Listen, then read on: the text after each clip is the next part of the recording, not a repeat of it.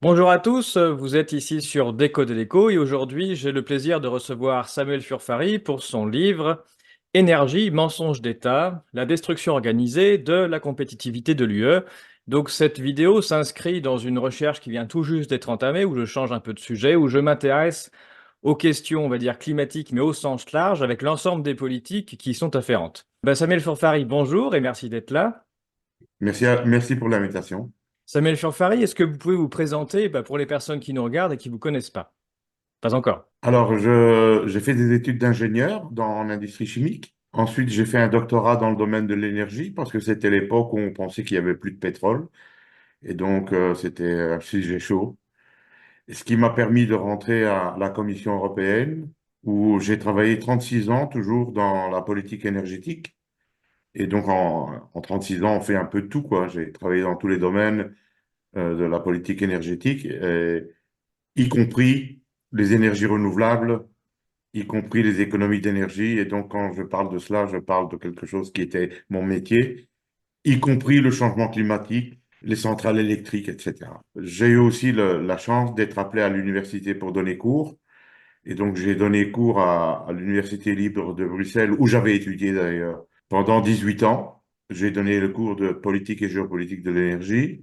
Et puis, ça a été la retraite. Et maintenant, je donne toujours cours à Londres, à ESCP, sur la géopolitique de l'énergie et la gouvernance de l'énergie. Et puis, je donne des cours aussi ailleurs. Mais je fais surtout beaucoup de conférences et j'écris beaucoup. Et c'est passionnant, l'énergie, c'est passionnant. Écoutez, merci beaucoup. Et du coup, votre profil correspond un peu au travail qu'on essaye de faire modestement sur cette chaîne, c'est-à-dire que vous n'êtes pas journaliste, moi non plus. Moi, je suis statisticien et donc j'étudie les différents modèles, les chiffres utilisés en statistique pour voir ce qu'on peut en sortir et en comprendre. Et de la même manière, vous n'êtes pas journaliste et vous avez travaillé au sein même de la Commission européenne sur les questions d'énergie. Et vous nous éclairez dans ce livre avec des questions, notamment, on ressent le profil d'ingénieur avec des démonstrations à l'intérieur aussi, des chiffres, ça se base sur des chiffres. Et vous expliquez, d'ailleurs, vous êtes très pédagogue et vous expliquez comment tout ça, ça fonctionne.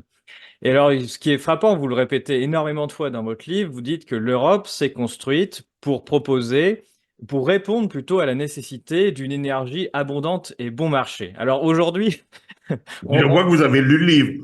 oui, et c'est d'autant plus choquant qu'aujourd'hui, voilà, se dire qu'on a pour objectif de fournir aux Européens une énergie abondante et bon marché, quand on voit ce que ça coûte aujourd'hui, et en effet, la police qui est faite sur cette énergie, voilà, est-ce que vous pouvez nous commenter ça un petit peu plus?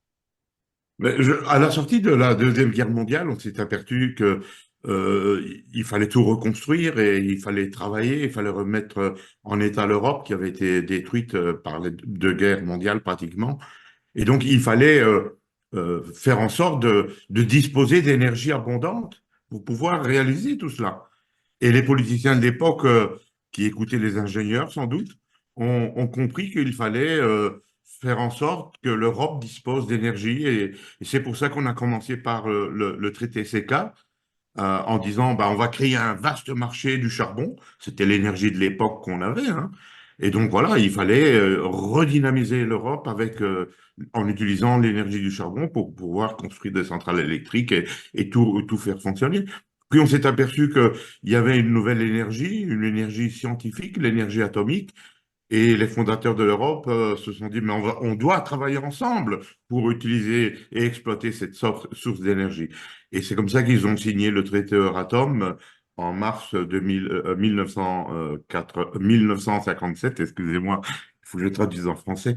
Et ce traité Euratom, c'est quand même extraordinaire, hein. Il faut relire l'article 1 de ce traité Euratom. Il dit, on fait ça pour le bien-être de notre population. Vous vous rendez compte? Article premier, nous devons développer une énergie nucléaire civile pour le bien-être et la prospérité de notre population.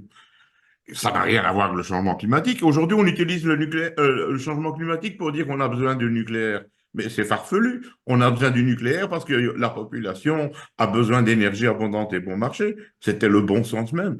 Et c'est ce qu'on a fait pendant 60 ans à l'Europe. Pendant 60 ans, on a construit, on a développé sur base de cette réalité physique. Je rappelle, pour ceux qui l'ont oublié, parce qu'on l'a tous appris à l'école, que l'énergie, c'est la même notion que le travail. c'est le déplacement d'une force sur une distance. Si on veut travailler, si on veut donner du travail aux gens, il faut de l'énergie. Et pas seulement pour nous en Europe, hein. C'est surtout ça que ma préoccupation. Il faut qu'on se regarde à l'extérieur et à l'extérieur, il y a besoin d'énergie. Et donc, on aura besoin d'énergie nucléaire, on aura besoin de charbon, besoin de gaz et pourquoi pas un peu de renouvelable aussi. Mais il nous faut beaucoup, beaucoup, beaucoup d'énergie pour donner du travail à 8 milliards d'êtres humains. Oui, et vous vous rappelez, je crois que c'est dans votre livre, une expression sur l'énergie et la nourriture. Enfin, pour passer l'hiver, il faut mieux l'énergie que la nourriture. Enfin, je sais plus comment c'est tourné, quelque chose comme Oui, ça. c'est un vieux proverbe calabrais. Je suis d'origine calabraise et il y avait un proverbe calabrais que ma mère citait souvent.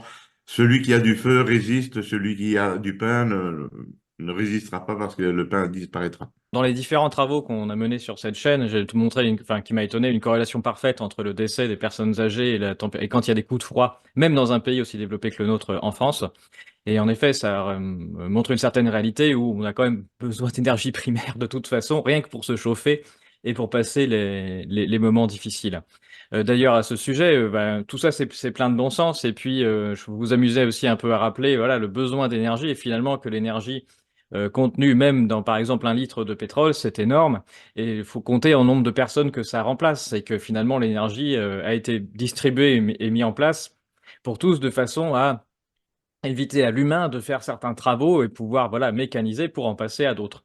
Et voilà, cette réalité-là, je la trouve, c'est pas, voilà, c'est plein de bon sens. Vous démarrez du début de façon à accompagner le lecteur dans une compréhension. Et en effet, je crois que sur tous les sujets, on est à une période où c'est important de revenir aux fondamentaux, de partir du bon sens, de façon à, parce qu'on est abreuvé d'informations, de contre-informations médiatiques, de façon à faire avancer les gens dans une certaine direction. Et que la meilleure façon de s'en sortir, c'est de repartir de la base. Voilà. Il y a du bon sens, on a besoin d'énergie, on a besoin de se chauffer. L'énergie, ça remplace du travail humain.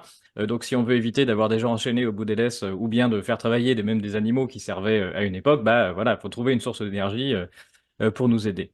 Et donc là, on a parlé d'énergie abondante et bon marché, qui était une priorité européenne pour partir pour faire de la construction. Ça permet aussi aux gens d'avoir de quoi se chauffer, se nourrir de manière individuelle, on va dire, de le distribuer à chacun. Et puis, ça permet aussi d'entreprendre, d'avoir des entreprises, et puis qui n'ont pas à se soucier de la fourniture de l'énergie pour commencer à travailler. On leur règle ce problème-là de façon à permettre, bien voilà, aux entreprises de se lancer, de venir. C'est pas la seule chose d'ailleurs, hein, voilà, on est un pays qui est extrêmement connu pour ses infrastructures routières, par exemple, où l'objectif, c'est à la fois nous, c'est très agréable d'avoir des routes comme ça, surtout quand on voit dans d'autres pays européens. Il suffit de voyager un peu pour savoir comment ça se passe. Et puis, on a tout un grand nombre d'entreprises qui viennent parce qu'elles savent qu'elles ont des infrastructures routières sur place qui leur permettent de ne pas avoir à se soucier de cet aspect-là. Et ça, c'est extrêmement important pour le développement d'un pays. Donc, on parle de cet aspect-là, et là, vous en arrivez assez rapidement dans votre livre à parler d'un changement de paradigme européen qui commence en Allemagne. Et alors là, quand on vous lit, on est carrément, on assiste quasiment au suicide d'un pays sur la question énergétique et qui entraîne dans sa suite le reste de l'Europe de façon, voilà, à pas se suicider tout seul, mais à s'agripper à tous les autres en espérant que ça tienne et on avance vers lui.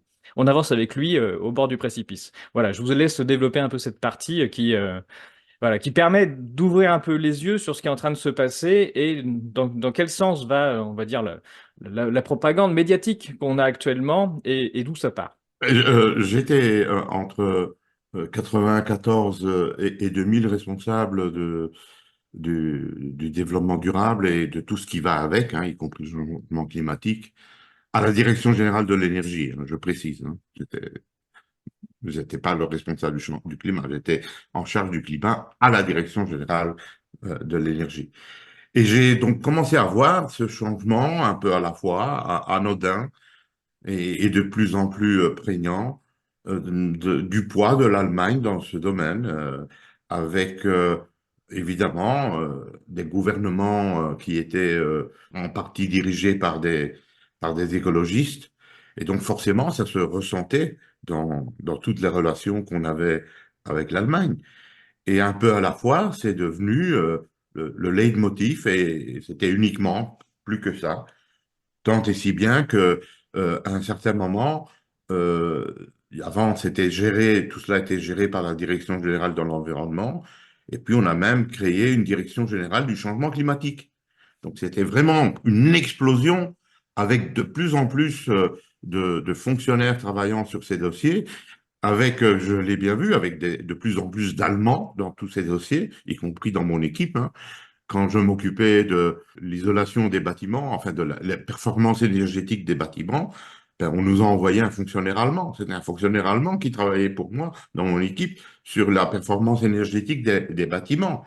Et évidemment, ben, c'est lui qui gérait le dossier, et puis on avait les instructions pour faire ça, et on en est arrivé à faire peur aux gens maintenant avec leurs bâtiments, quoi.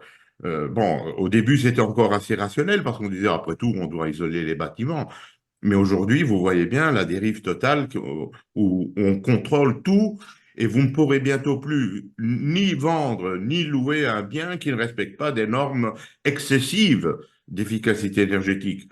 Parce que tout ça, c'est bien beau, mais c'est horriblement cher et ça n'a aucune rentabilité économique. Mais voilà, il n'y a rien à faire, il faut le faire. On a même obligé les Espagnols qui ont voté contre cette directive poussée par l'Allemagne parce que les Espagnols se disaient, mais on n'a pas besoin de ça en Espagne. Pourquoi faut-il faire ce que les Allemands font? Mais voilà, ils ont été obligés de le faire aussi. Donc oui, il y a eu une véritable mainmise de l'Allemagne sur la politique énergétique. Et puis le sommet, ça a été l'arrivée de Madame von der Leyen, qui, elle, en tant qu'Allemande et qui défendait cette politique en Allemagne, a dirigé l'Europe. Et donc voilà, on est dans une catastrophe énergétique. Eux parlent d'Energiewende, moi je parle d'énergie-catastrophe, parce que les Allemands ont pris le pouvoir dans la politique énergétique. Mais, j'insiste, l'Allemagne n'est pas un dictateur. Les décisions sont prises par le Conseil européen, donc les 27 chefs d'État, et le Parlement européen. Évidemment, l'Allemagne est le plus grand pays à Strasbourg, avec 92 ou 97 parlementaires sur les 700, évidemment, puisque c'est le plus grand pays. Mais les décisions sont prises au Conseil européen. Ce qui veut dire que M. Macron est aussi coupable que Mme von der Leyen. Il ne faut pas se le cacher. Je sais que les Français aiment critiquer tellement l'Allemagne et dire c'est l'Allemagne, c'est l'Allemagne. Oui, c'est l'Allemagne. Mais les autres ont laissé faire. Les autres ont accepté. Tous ont accepté. Et donc, on se retrouve là avec une catastrophe énergétique dont les premières victimes sont les Allemands. Hein, on peut en parler après sur cette question de géopolitique, mais qui entraîne une catastrophe économique d'abord pour l'Allemagne, en particulier pour son industrie chimique, et puis pour tout le reste. On est parvenu à détruire notre compétitivité, comme le dit le sous-titre du livre. Tout à fait. D'ailleurs, sur cette chaîne, avant de parler des derniers événements qui m'ont amené à travailler, à faire quasiment que de la démographie pendant 4 ans, moi je parlais plutôt d'économie. Et ce que j'ai montré plusieurs fois, c'est que bon, moi je ne suis pas d'accord avec la direction que prend l'Europe d'un point de vue économique, et je considère que c'est aussi un certain type de suicide, avec l'ouverture on va dire, de nos richesses à des rapaces financiers étrangers, tout en empêchant, on va dire, les personnes ou les Européens d'investir correctement et de faire face à une concurrence étrangère qui est déloyale.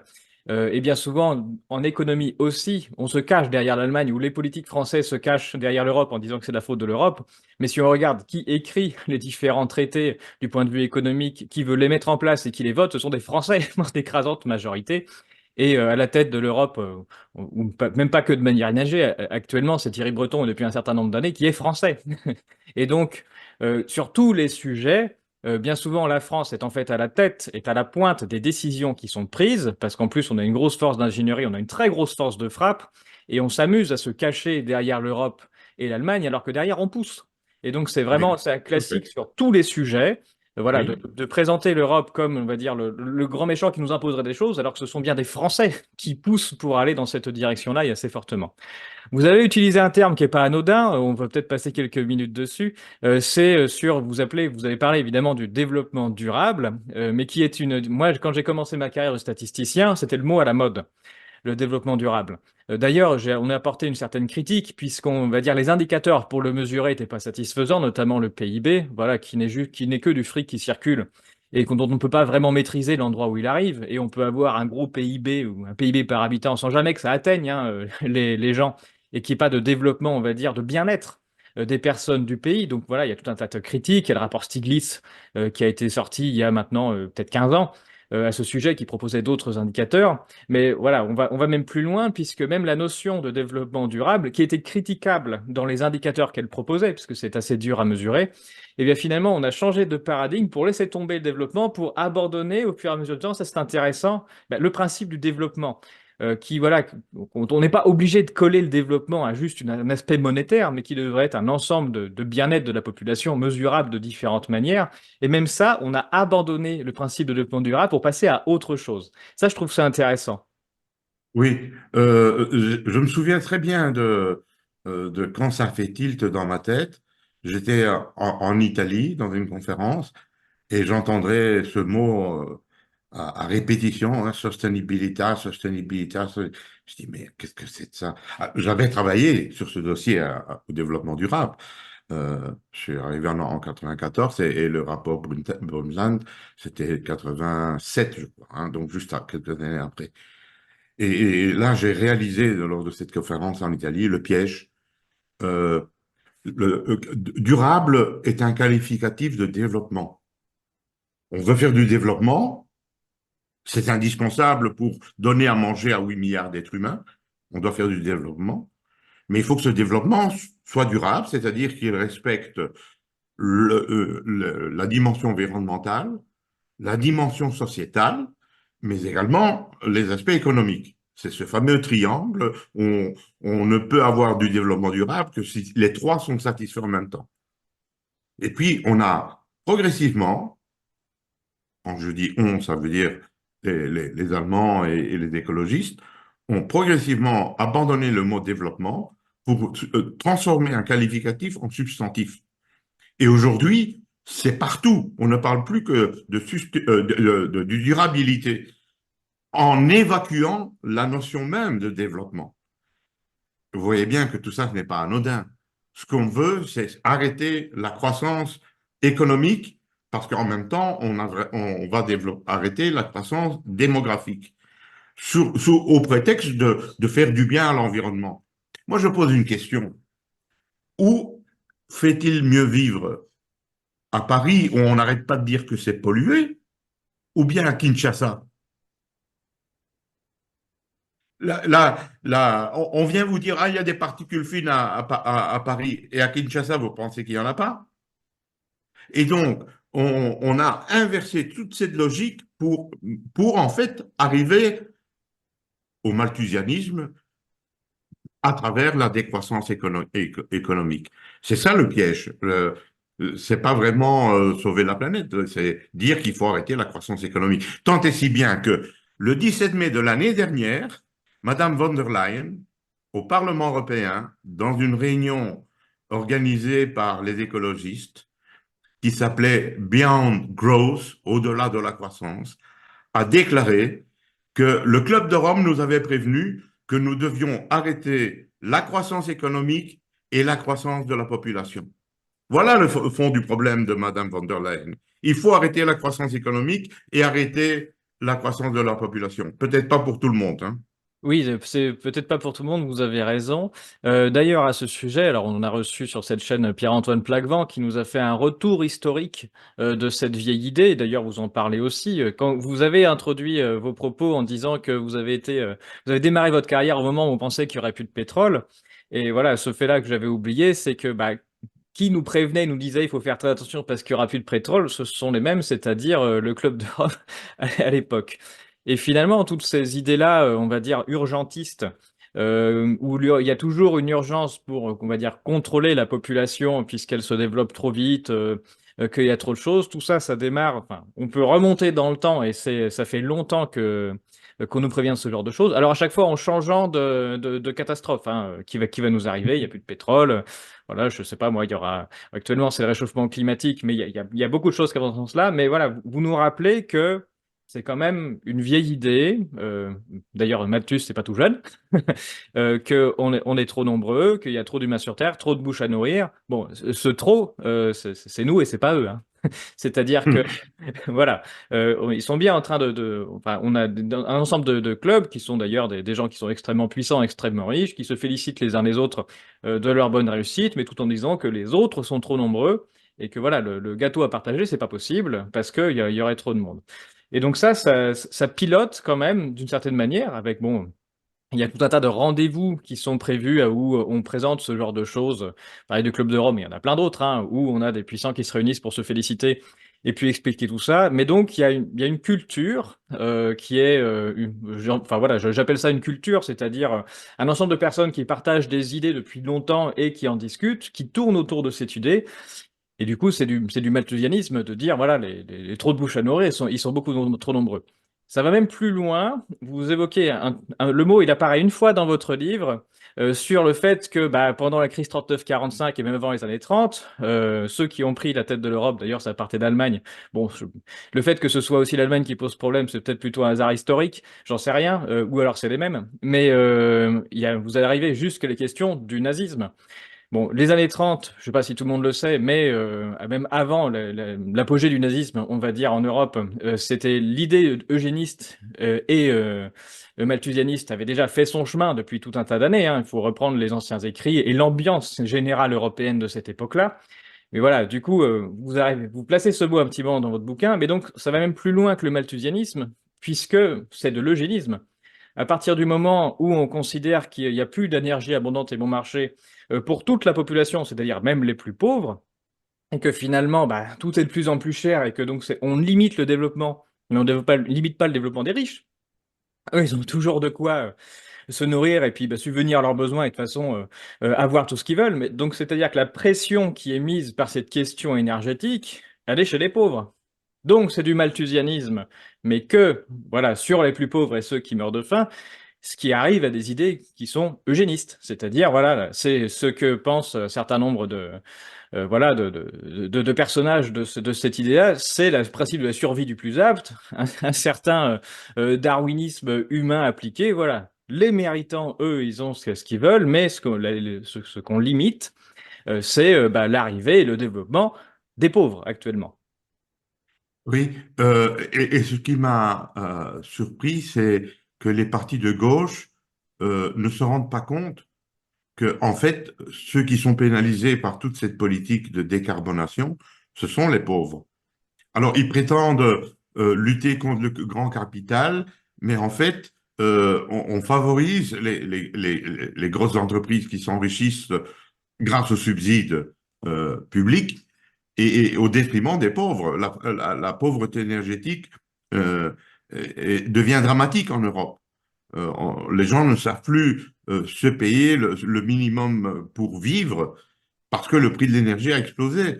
Et on ne veut pas voir la réalité que cela, c'est une pénalisation de toutes les classes sociales les plus démunies. Et c'est la politique de gauche qui pousse tout cela. Je ne comprends pas. Vraiment, l'aveuglement est total. Oui, alors sur cette chaîne, encore une fois, moi j'ai beaucoup parlé de la question du Covid et de la crise, où on a vu à un moment les partis de gauche expliquer qu'il fallait enfermer les gens chez eux pour protéger les pauvres. Alors il y a un moment, c'est-à-dire que les partis de gauche ont oublié que les pauvres ne vivaient pas dans des lofts de 100 mètres carrés avec un jardin et une piscine, et que voilà, enfermer des gens dans, dans des appartements insalubres tous ensemble, totalement en dehors des questions de virus qui se propageraient. Enfin, j'ai juste, voilà, quand les gens vivent dans des endroits insalubres et sont malheureux chez eux, les enfermer, c'est le pire des choses qu'on peut leur faire. Mais ce sont bien des partis de gauche, hein, et même d'extrême gauche qui poussaient à ça. Et pareil, enfin, ça, c'est voilà, une absence totale de relation avec la réalité sur des gens qui prétendent voilà, s'occuper des plus démunis.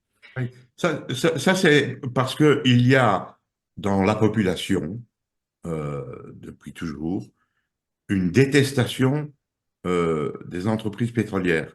Et donc, on associe toujours énergie aux pétroliers américains. Et donc, tout est mauvais. Voilà, d'office, tout est mauvais.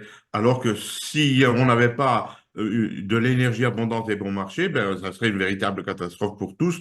commencer par les pauvres. C'est l'énergie abondante et bon marché qui a permis que la classe sociale ouvrière se développe. Moi, je suis un fils de mineur. Mon papa a quitté la Calabre pour aller travailler dans les charbonnages en Belgique. Donc, j'ai vécu tout cela. Mais j'ai vécu aussi le boom qu'il y a eu avec toute cette abondance d'énergie bon marché à l'époque, dans les années 60, 70 au début. Et puis, on s'est rendu compte que même, c'est quand même extraordinaire de faire sortir de la, je ne dis pas la misère, mais de la pauvreté des classes sociales qui avant travailler pour vivre, tout simplement. Et puis, on a commencé à pouvoir avoir des loisirs, de la qualité de vie, de s'habiller convenablement, d'aller en vacances. Tout ça, c'était quelque chose d'extraordinaire. Et c'est pour ça que je continue à dire que l'Europe a fait des choses extraordinaires, bien sûr. Sur la hausse de prix, peut-être revenir un petit peu dessus, sur la hausse de prix de l'électricité, puisque vous faites la corrélation, mais comme beaucoup de monde, entre le moment où on s'est mis à pousser pour les énergies renouvelables, sur lesquelles d'ailleurs vous avez travaillé, hein, et sur lesquelles, voilà, c'est à leur arrivée où on pousse pour leur mise en place, pour des questions, on va dire, climatiques, et on voit les prix de l'électricité s'envoler. Et donc ça, c'est vraiment intéressant. Et vous vous rappelez un fait tout simple, c'est-à-dire que si on était en face d'une énergie qui était vraiment, comme elle est prétendue par les écologistes, bon marché, c'est-à-dire qu'elle était rentable, bah, il n'y aurait pas besoin d'avoir de loi qui pousse à aller dans cette direction, puisque ça devrait se faire naturellement, hein. Globalement, ce qui est rentable, habituellement, ça fonctionne tout seul. On a commencé à parler des énergies renouvelables avec les chocs pétroliers des années 70, pas avec le changement climatique, hein. C'était bien antérieur. Et on s'est dit à l'époque, ben, puisqu'on n'a pas de pétrole, on doit trouver des solutions alternatives. Et c'est comme ça qu'est née la notion d'énergie alternative avant. C'est comme ça qu'on les appelait. C'était alternatif au pétrole. La véritable alternative au pétrole, ça a été le gaz et le nucléaire, mais soit. Et donc, on a poussé de plus en plus les énergies renouvelables à travers des programmes de démonstration. C'était dans ma direction générale de l'énergie. Moi, je m'occupais pas de ce genre de projet, je m'occupais plutôt des centrales électriques. Et je voyais mes collègues développer des éoliennes, des panneaux solaires, etc. Et puis arrive 2000 et on s'aperçoit, après la conférence de Kyoto, que voilà, on a développé des éoliennes, mais personne ne les achète. On a développé des panneaux solaires, mais personne ne les installe. C'est pas rentable, ça coûte cher. Et donc, qu'est-ce qu'on va faire? Et c'est comme ça qu'on a décidé à l'obligation de produire des énergies renouvelables. En 2001, il y a eu une première directive qui obligeait la production d'électricité renouvelable. Et puis en 2009, j'ai écrit, moi, la directive qui obligeait la production de toutes les énergies renouvelables, avec des objectifs quantitatifs par pays, hein. La France devait faire 20%, l'Italie 17%, etc. Chacun avait un objectif à atteindre obligatoirement. Puis les États membres ont fait ce qu'ils pouvaient et se sont aperçus que ce n'était pas possible de continuer comme ça. Et lorsqu'il y a eu une révision en 2018 de cette directive, on a maintenu l'obligation globale. L'Europe doit faire 42,5% d'énergie renouvelable d'ici 2030, mais les États membres ont refusé d'avoir un objectif propre. Ils se sont dit, ça, OK, vous voulez qu'on fasse ça, faisons-le ensemble, mais moi, peut-être que je ne le ferai pas. Et ça a été encore renouvelé en 2023, donc l'année dernière. Et donc, quand on vient répéter, vous avez bien fait de le dire, quand les écologistes disent que c'est bon marché, mais si c'est bon marché, pourquoi faut-il encore avoir des obligations de production au niveau européen? Parce que c'est pas bon marché. Oui, ce qui est bon marché, c'est ce qui sort aux bornes de l'appareil. Mais ce qui sort aux bornes de l'appareil perturbe tout le réseau électrique. Parce que les énergies renouvelables qu'on aime, enfin qu'ils aiment, sont intermittentes et variables. Donc le réseau est constamment perturbé. Et pour gérer tout cela, il faut faire fonctionner des centrales de manière aussi perturbée. Et tout ça, ça fait exploser le prix. Et on en arrive à une démonstration claire et évidente que plus on fait d'énergie renouvelable, intermittente et variable, plus le prix de l'électricité augmente. C'est irréfragable. Bon, il suffit de...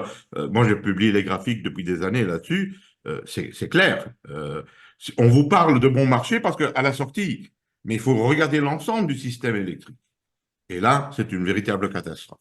Et il n'y a personne qui ose le dire qu'il faut arrêter cette folie. Oui, et d'ailleurs, vous rappelez aussi quelque chose d'intéressant qui est que bah, les énergies renouvelables, par exemple, que ce soit les éoliennes ou bien le solaire, vu qu'on a des ingénieurs qui sont quand même pas si bêtes que ça, les premiers endroits où on les a installés, ce sont les endroits les plus rentables. Et donc, c'est-à-dire que de toute façon, en termes de rentabilité, on est décroissant au fur et à mesure. Bon, alors déjà, on s'aperçoit que ça s'encrasse et que ça diminue assez rapidement en termes de productivité, hein, ça c'est assez mesurable. Mais en plus, les meilleurs endroits, donc c'est comme les barrages hydroélectriques. On commence par les meilleurs endroits et à la fin, ce qui reste, c'est pas fou. Donc quand on voit que même en prenant les meilleurs endroits, on n'a pas développé tant que ça ne laisse pas beaucoup de marge pour la suite. Juste un dernier point, du coup, peut-être pour conclure, faut peut-être vous le rappeler d'ailleurs, on n'est pas en train de défendre, on va dire, un système pour défendre un système, du pétrole pour défendre du pétrole ou pour enrichir des gens. Et d'ailleurs, il y a beaucoup de choses qui ont, et ni même que parce qu'on serait fan de quelque chose qui pollue. Et d'ailleurs, vous rappelez dans votre livre que il y a énormément de mesures qui ont déjà été prises pour diminuer la pollution dans les grandes villes, sur les différents espaces. Donc, on n'est pas en train de défendre un système pour lui-même, mais juste essayer de revenir à des fondamentaux qui est bah, l'énergie, ça sert à quoi? Ça sert à développer les gens, donc il faut le faire de manière soutenable, sustainable, comme ils disent, ou durable. Donc, il ne faut pas polluer les sols, il ne faut pas détruire l'environnement, certes, mais revenir aux fondamentaux, c'est ça, c'est-à-dire permettre aux gens d'avoir accès à de l'énergie, de pouvoir avoir voilà, des emplois, de se développer, et puis de le faire de manière correcte, avec des choses qui sont moins chères, tout en protégeant l'environnement qu'il y a autour. Et donc voilà, je pense qu'il faudrait, faut revenir à ça, peut-être un peu marteler ça, revenir un peu dessus en disant que voilà, on n'est pas en train de vouloir détruire la planète pour faire du profit ou de soutenir on va dire une politique qui serait, on va dire de profit maximal sans aucune barrière, mais juste de revenir à du bon sens en te disant qu'il faut, bah, on va devoir vivre longtemps sur ce caillou, donc il faut le protéger, mais aussi permettre aux gens de vivre décemment. Et c'est cet équilibre-là qu'il faut trouver en permanence et ne pas rentrer dans une espèce de folie où il faudrait supprimer des gens de façon à ce que le caillou se débrouille sans nous, quoi. Vous l'avez cité tout à l'heure, mais je voudrais revenir là-dessus. Le sous-titre du livre, c'est la déconstruction de notre compétitivité. Parce que, bien entendu, on en a parlé, c'est clair que les gens ont besoin d'énergie abondante et bon marché, mais notre économie aussi et notre industrie en particulier. Et si ailleurs, l'industrie bénéficie d'un prix d'énergie qui n'est pas le nôtre, nous perdons toute notre compétitivité. Et c'est pour ça que nous sommes en crise industrielle en Europe. On a pénalisé notre industrie et la seule façon de pouvoir survivre, c'est de délocaliser. Et donc, les gens vont partir à cause du prix de la main-d'œuvre, mais le prix de la main-d'œuvre est lié aussi au prix de l'énergie. On est en train de détruire notre économie pour, soi-disant, sauver la planète et on risque d'avoir une Europe sans CO2, mais sans industrie et donc sans travail et sans économie. Donc c'est extrêmement grave. Et je voudrais insister sur le fait que nous avons pris à bras-le-corps cette question du changement climatique, alors que le reste du monde ne le fait pas du tout. On a décidé à Rio en 1992 qu'il fallait réduire les émissions de CO2 au niveau mondial. Elles ont, depuis lors, augmenté de 63%, grâce à la Covid. Sinon, ça aurait été 65%. Et donc, et nous, on a diminué nos émissions, pas seulement à cause de la politique énergétique, hein, également à cause de la désindustrialisation, et aussi, on a absorbé les économies déficientes de l'Allemagne, de l'Europe de l'Est dans l'Europe de l'Ouest, et donc nos émissions de CO2 ont chuté. Il faut donc admettre une chose, c'est que on a voulu décarboner l'Europe. D'abord, ça ne sert à rien parce que le reste du monde ne le fait pas. Et surtout, on saborde toute notre économie et on pénalise les pauvres en Europe. Samuel Furfari, on arrive au bout de cet entretien. Je vous remercie énormément pour votre temps et pour votre clarté. Je rappelle votre livre, Énergie, mensonge d'État, la destruction organisée de la compétitivité de l'UE. C'est aux éditions L'Artilleur. Merci beaucoup, Samuel Furfari. Merci à vous.